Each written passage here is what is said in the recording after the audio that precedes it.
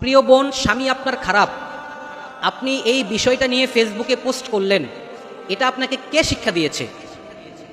আপনি বাহিরের মানুষের কাছে, যেই মানুষটাকে আপনি চিনেন না, জানেন না, এমন একজন মানুষের কাছে আপনি আপনার স্বামীর ব্যাপারে কমপ্লেন করলেন, অথবা আপনার বাসায় কোনো মেহমান বেড়াতে আসছে, আপনি তার কাছে আপনার স্বামীর ব্যাপারে, আপনার স্বামীর যে দোষগুলো আছে, অথবা আপনার স্বামী বাসায় আপনার সাথে যদি কোনো অন্যায় করে থাকে, আপনি সেই অন্যায়ের কথাগুলো অথবা আপনি আপনার স্বামীর দোষগুলো বাহিরের একজন মানুষের কাছে বললেন।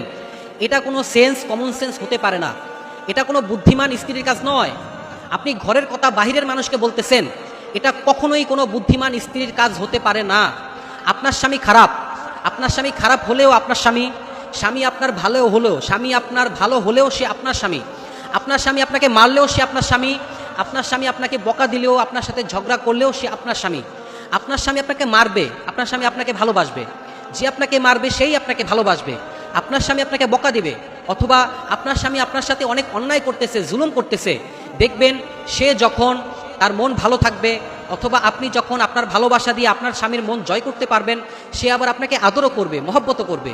এজন্য প্রিয় বোন, স্বামীর ব্যাপারে কখনো বাহিরের মানুষের কাছে বলবেন না। স্বামীর ব্যাপারে কখনো ফেসবুকে পোস্ট করবেন না। আপনার স্বামী খারাপ, হ্যাঁ, এটা আপনার স্বামী। আপনার স্বামী ভালো, এটা আপনার স্বামী। আপনি কখনোই আপনার স্বামীর দোষ অথবা ঘরের কথা বাহিরের মানুষকে বলবেন না, বাহিরের মানুষকে বুঝতে দিবেন না। আপনি যদি আপনার স্বামীর কাছে সম্মানিত হতে চান, অথবা আপনি যদি বাহিরের মানুষের কাছে সম্মান পেতে চান, তাহলে আপনার স্বামীর সম্মানকে আপনার রক্ষা করতে হবে। আপনার স্বামীর সম্মানকে আপনার বাঁচিয়ে রাখতে হবে। কেননা একজন স্ত্রীর সম্মানের প্রতীক হচ্ছে তার স্বামী।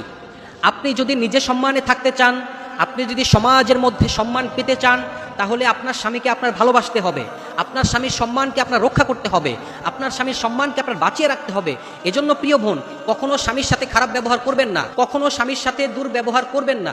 সমাজের মানুষের সাথে অথবা বাহিরের মানুষের কাছে কখনো স্বামীর ব্যাপারে কমপ্লেন করবেন না। আপনি যদি সম্মানে থাকতে চান, আপনি অবশ্যই আপনার স্বামীর সম্মানকে রক্ষা করবেন। আপনি দেখবেন, যখন আপনার স্বামীর সম্মানকে আপনি বাঁচিয়ে রাখবেন, যখন আপনি আপনার স্বামীর সম্মানকে রক্ষা করবেন, আপনার স্বামীও আপনাকে সম্মান করবে, সমাজের মানুষও আপনাকে সম্মান করবে।